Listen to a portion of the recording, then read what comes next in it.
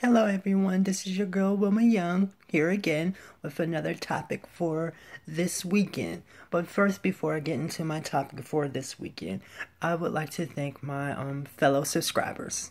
Thanks for subscribing to my Wilma Young channel. You're helping me grow my channel, and I really appreciate that. And I also like to thank my followers on my Foxy Woman page on Facebook. Thanks for the support on that page too. And I also like to thank my followers on my Instagram page at FoxyWoman33. Thanks for the support. I'm growing that too also. And I would also like to thank my hairstylist, Miss Kelly Telly. You do an awesome job with my hair. I'm really loving the purple. And then last but finally, I would like to give my condolences out to the families that have been affected by the senseless killing by terrorist groups in Paris, France. My thoughts and my prayers are with y'all. Okay, so the topic for today is going to be my coming out story, experience, situation. I'm going to be talking about what made me come out and face who I am and everything. And then also from there say the steps that I made after I came out. So I'll be talking about my coming out process. Years ago when I was probably about say 3, 4, 5, I knew that I was different, but I didn't have a word for it. I couldn't describe it. I just knew that something was different about me. And the way I felt this is I remember when I was around that age, I had a best friend who lived right next door to me, and I had a secret crush on him, but I didn't reveal that to anyone, but I had a secret crush on him and everything. And I remember one day that he had a sleepover, and he invited all the other boys in the neighborhood to come have a sleepover and everything. And I was invited too, but when I was there at the sleepover, I felt odd. I felt like I didn't belong with this group, like I didn't belong with these boys, like something was just off and everything, and I wanted to leave so bad. So I ended up leaving, coming back home and everything, and not really saying why I didn't feel comfortable in that situation or anything. It was just that I felt like, those boys, they knew that I wasn't like them. They knew that I was different. So that is why I got out of that environment. But something also told me, the family background that I come from, that this is something that you keep to yourself. So I kept it in, I buried it, and I buried it, and I buried it. I buried it as much as I possibly could and everything, which in turn depressed the hell out of me and everything. But it was something I just didn't want to face and everything, because I didn't know how to explain it. Like at that young age, how could I explain to my mom that I'm a girl in a boy's body? Like, I'm a girl. I didn't know how to explain that. And then on top of that, I just felt like I couldn't trust her, so I kept that to myself. So fast forward till I got into college or whatever. I was finally by myself on my own, able to relax and just do me for a change and anything. Because when my high school, let's say my middle school, high school years, I was basically helping take care of my brothers and sisters because I'm the oldest, and so it was my responsibility to make sure they got all their stuff straight and everything like that. So I was I had to set the example and everything. So I didn't have time to reflect on me and figure myself out and everything, because at that moment in time, like I talked in my video that I dubbed Dream Killers, I was in survival mode. So those years weren't the time for me to be opening up Pandora's box about my gender and everything. So I kept those to myself. So I say around the age of 25, 26, certain things happened that made me finally open Pandora's box about myself, about things that I had buried years ago when I was younger. And I'm going to be sharing with y'all those certain things that happened. So let's see. So I remember I started to have nightmares. I started to have this recurring nightmare that there was two selves of me, I guess. Like there was one self that, you know, that I put up front, and I called it the guy image. And I basically made this guy image off of, like, you know, the Clark Kent Superman character and everything. Because you know, when I was in college, I love to dance. I'll say that. I love to dance a lot and everything. And every time, like, you know, there was a dance party or something, I found out about it, I was there. And I would, like, you know, take it over because I just love being the center of attention. But dancing for me was a way for me to, like, you know, express my feminine side and everything, because I could dance to any song. And, you know, I mean, it was like I could get my feminine side out that way by, like, you know, dancing, like, you know, for example, Destiny Child's Bootylicious song or something like that, whatever.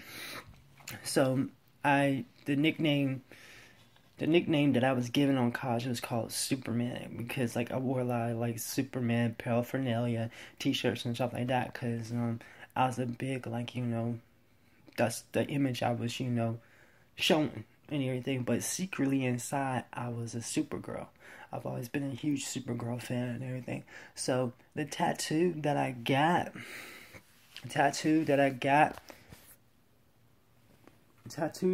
right here, if you can see it. At first I just had the Superman emblem, and then later on I got the if you can see it, then later on I got the Supergirl part put onto it and everything to complete that tattoo and stuff. So to my core, Supergirl. That's like my theme song and everything. So Supergirl, Superman, that's my theme song and stuff. So I would go to these dances and, you know, like, get my, you know, express my feminine self through, like, you know, certain songs that were, like, you know, led by females and anything. Because, I mean, I love the beat and stuff. Excuse me. So let me see. So I did that at school and everything, go to these dances and stuff. But I always thought, you know, I always think with the creative side of my brain. If you say that with my brain, I always think with the creative side. So I came into school as an art major, looking to get into the communication arts, aka become a graphic designer, which I found out was a lot competitive and everything, and it was expensive, and I ended up calling my grandma like every week just about, like, you know, asking for money, because I went working and I was staying on campus, and, like, these art projects were, like, expensive and anything, so I kept calling her and stuff. And so as I, you know, dig deeper into, like, you know, trying to become a graphic designer, I found out that, you know, had to put a portfolio together and anything, and that a little bit of that was stressing me out, because I had to make sure everything was on point and stuff. And I remember during the summertime, I'd go to the local library, try to get this together and everything. And then I just felt like, you know, this isn't working out for me, because my passion has always been dancing and everything. And I've never taken a dance class in my life to that point and everything, because I've always been doing my own freestyle. Like, I've never taken jazz, tap, ballet, contemporary, you name it. So I decided, like, you know, I need to follow my heart and everything. So I took my photo from the School of Art, and went over to the theater and dance department. And initially I was gonna, like, you know, get into, like, not dance education, but dance, because I saw myself at that moment in my life as, like, you know, teaching in a dance studio and everything, because, I mean, it was, like, right up my alley. Because initially, when I was younger, I wanted to, like, you know, choreograph music videos that we see on TV and everything, because, I mean, that's the type of dancing that I liked and everything. So next thing I know, dance wasn't, I told my family I changed my major and everything, and my mom's side of the family, they really weren't listening to me and stuff, because I told them over the Christmas time, and they just was like they didn't hear me. So when I told them, like, you know, I changed my major, they was like, "What, you changed your major?" And I was like, I told y'all that I changed my major and everything. Excuse me real quick. So I had told them about it and everything, and then they was like, well, you should do dance education. Now, this moment in my life or whatever, I was like, thinking they had my best interest in heart and everything, so I went down the dance education route and everything. And come to find out that I had to like take a series, what they call it, the praxis series of tests for like beginning teachers. Like you had to take the reading, the writing, and the math test. Math is my least favorite subject. My favorite subject is history. Math, I hate math. I hate it with a passion. And so I initially thought when I got out of high school, I was done with math, because I was saying I wasn't gonna pick a major where I would have to take math and everything. But lo and behold, I had to take math and stuff. So I took the practice test. Took it probably about like 8 times, and I think that test is like $50 each time you take it. And the highest I got was like a 171. I was like 2 points off from passing that thing. But I saw the writing on the wall that this wasn't meant to be. So during this time, as like, trying to pursue this dance education major at East Carolina University, I was having my bouts of like, depression and anything. Because I've been depressed. Like I was depressed and anything. Like I wasn't happy at this moment in my life or whatever. Because I was mad at the world. That I was like in this body that didn't reflect how I feel on the inside. That's what I was mad at and anything. And I just never smiled. I never smiled. I always, looked serious and looked like I was like upset and everything. And so getting back to the dream, the nightmare that I had, the nightmare was basically this. My guy image that I created, it was deteriorating and everything. And I didn't know how to handle that initially. Like, I didn't know how to handle that initially and everything. Because my authentic self was, like, coming forward. And I kind of, like, didn't have no control over it. I would say, like, the guy self didn't have no control over the authentic self. And it was, like, the authentic self was, like, eating the guy image away and everything. It just really freaked me out. And this is, like, on a mental level and anything. So I initially didn't go seek counseling or anything like that, because I was like, it's nothing, it's just a dream, whatever, it's just a dream. So, as like, days went on, finally one day, my dance education professor, she, told me to come to her office and everything, and I went to her office and stuff, and I remember her telling me, she was like, Young. She was like, that's Young is my last name. She was like, Young, I can't have you in front of the children looking all mean. Like, what's going on and everything. And I didn't know what to say. I didn't know what to say to her and everything, because like, I didn't like, I was shocked. I was shocked that she like, picked up on that, like, something was wrong with me and everything. Because at that moment in my life, I wasn't ready to like, confront myself. Anything. I've been running from it, and everything. And I mean, the part, like, I had my phases where, I would do some cross-dressing and everything like that, but I always felt like, it was more than just that and everything. It was the fact that, like, I wasn't me. I wasn't 100% me, and it was pissing me off, and it was showing all on my face and everything. And so I remember leaving her office after she said that to me. She directed me to go to the career center, which was like kind of like down the street from her office and everything.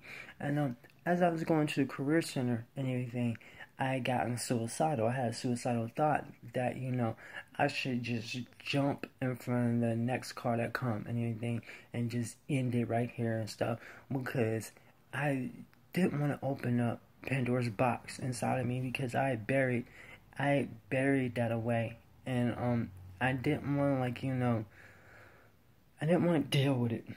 I didn't want to deal with it because of knowing, like, my family background and everything, and, like, how they would, some of them wouldn't be able to handle it and everything. It would just be a whole lot of stress, and I was kind of like, I really don't want that stress in my life and everything. But but a thing did happen. It's like, I calmed down a little bit or whatever. And I made it to a career center and everything because I told myself like it's gotta get better, it's gotta get better. But eventually, what I started to do after that is I started to express my feminine side slowly but surely. And one ways I did that is and it was like back in the day I had my MySpace page and everything. I had like two pages. I had a page for my male self, and I had a page for my female self and everything. And I guess I was running a little bit of an experiment, as you would call it. My male self didn't get that many hits. It didn't get that many hits. But my female self, it was getting a whole lot of hits. Like, people were just like, especially guys, just sending me messages, just sending me messages, just sending me messages and stuff. And I'm almost like, whoa, getting a lot of attention and everything. So eventually, what I did is I got rid of the male page altogether because it was just like pointless to have it and everything. Since I was like, starting to come out and stuff. But what? Ooh, excuse me. But what made me go into the counselor's office is situation when I told you that my dance education professor had confronted me about like why I look so upset and angry at the world. That was one thing. The second thing was that the nightmares that I kept having, and then thirdly I started like liking guys and everything, and I told myself, since these are the cards I've been dealt, that I'm not, my gender, my birth gender is not right or whatever. I told myself like I can't be attracted to guys. I can't be attracted to guys because I create this image in my head like that is wrong, that is wrong, that is wrong, and everything. So those three things is what led me go up into the counseling center at East Carolina University. And so when I was up in there, I remember the nice lady that I talked to or whatever. She asked me what was wrong, and then I just told her. I just told her that I feel like a woman, or girl, inside a boy's body and everything, or inside a guy's body, whichever way you want to say it and everything. And then once I said that to her, it felt like, as they say, like like a weight had been lifted off my shoulders and everything. Like I was like no longer burdened with that secret and everything. Because I mean, I buried this for years, and I mean years. I buried this. So I was probably around about like the age of 25, 26 when I came out with this information and everything. And as I did that, once I told her my truth and everything, and we started having sessions and everything, I started getting to the point where I started to become more confident in my authentic self, to the point where I wanted to start making appropriate changes, like physical changes, and like getting on hormones and stuff like that and everything. But so it took like some years to make those changes happen and everything, because I had other issues I needed to talk about too before I started those physical changes, like my depression with let's say my emotional abuse, depression from like my stepfather and everything. I had to get all that out my system too and everything. And so the lady that I talked to at East Carolina University, I remember asking her one day, is there like a gender identity therapist here in Greenville locally and everything that I can talk to and stuff, because I got to the point where I need to talk to someone who can get me to the proper path that I need to go on this journey that I'm starting and everything. So she told me about this lady who is a gender therapist in Greenville, North Carolina, and her name is Miss Leanne Taggart, and she helped me out and everything, because I went to her, and I remember the first day I went to her, and I think it was like late, it was dark. I think it was like 6 something. It was already dark or whatever, and I remember that I drove up to her office and everything, and then introduced myself and told her why I'm there and everything, and then we set up a appointment time so I could come back at a better time and everything. So from there we started talking on a regular basis, I'd say I don't know if it was weekly. Maybe it was weekly at the beginning, but was talking on a regular basis and everything, and she was getting to know me and stuff. And I would always, like, tell her how I was feeling inside and everything, and then just go from there. So I started that. And so from there, once we had been talking for years and everything, I got to the point where I was like ready to, like, start taking hormones and everything. And she knew that I was ready because she knew that I did my research on everything. Because when I say I researched everything,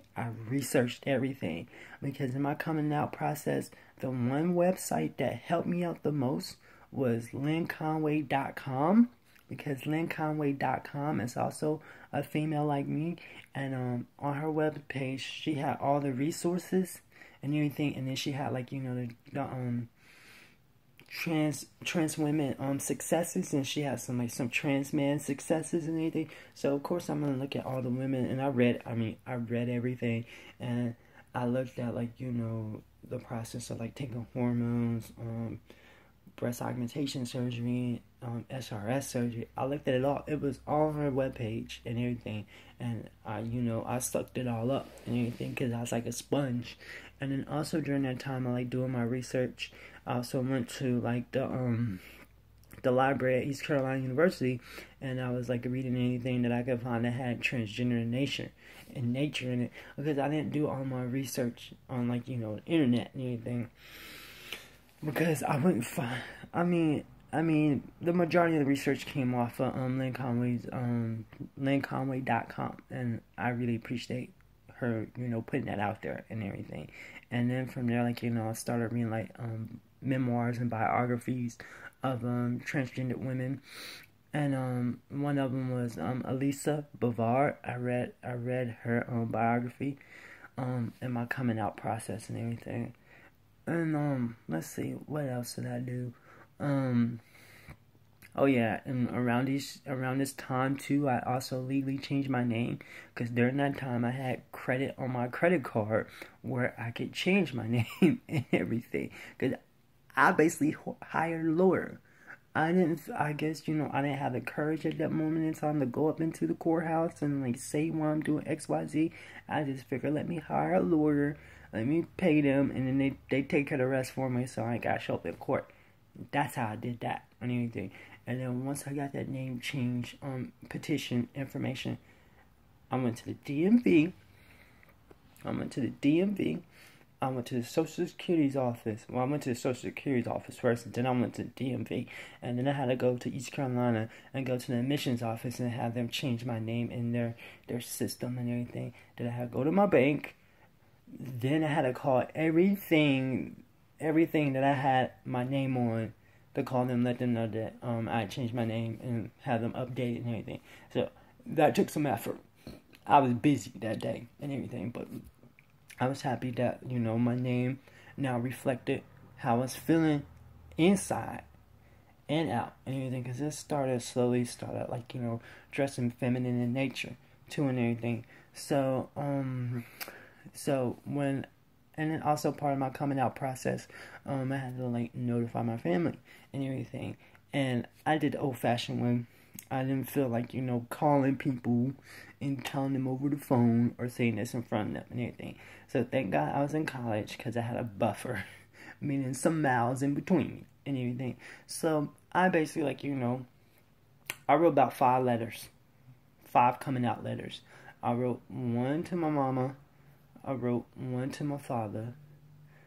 I wrote one to my Aunt Audrey. And the reason why I wrote one to her is because, like, she's, like, a major figure in my family. Major figure in my life. I'll say my life, not my family, but in my life and everything. And she's like a mother figure and stuff. So I had to write one to her. And so that's, like, 3 letters. I think it was, like, 3 letters. Yeah, I know I can remember at least writing at least 3 of them and everything, and I sent them out and everything.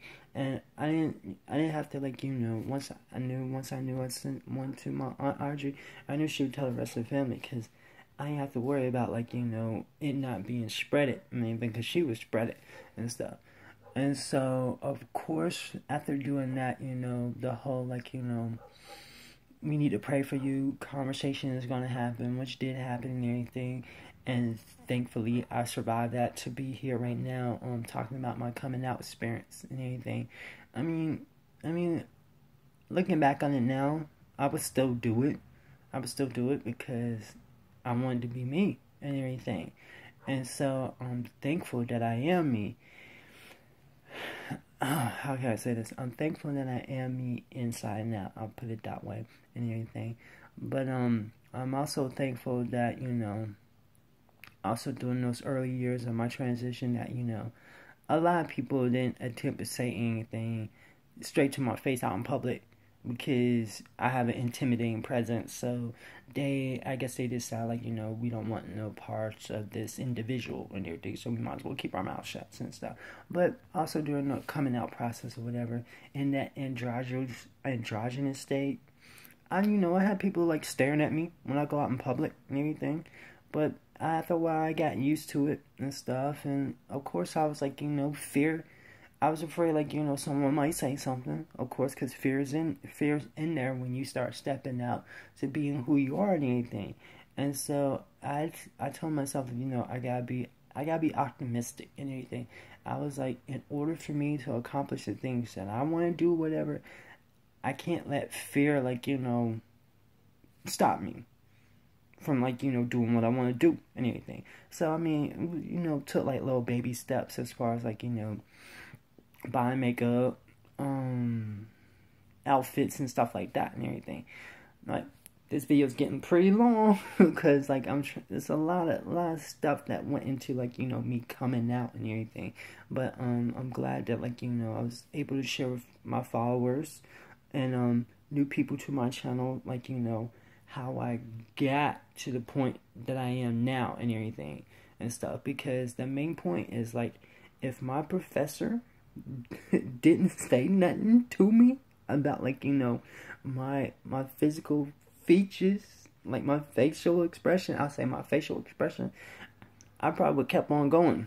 And, like, denying it as long as I possibly could and everything. But she told me, like, whatever's going on with you, you gotta figure it out and everything. And I thank God that, I was able to become the butterfly that I am today and everything. So I know this video might have been like, like I'm rambling on a little bit or whatever, but hopefully through some of what I discussed on this long video, hopefully some of this information helps out any of my trans sisters out there who, like, need, like, support and, like, becoming who you are. Don't let no one stop you from becoming who you are. Be true to yourself.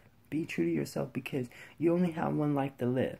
And if you don't live your life to the fullest of your capability and the fullest of being who you are, you will regret it. You will regret it. And so I'm thankful that that I am me.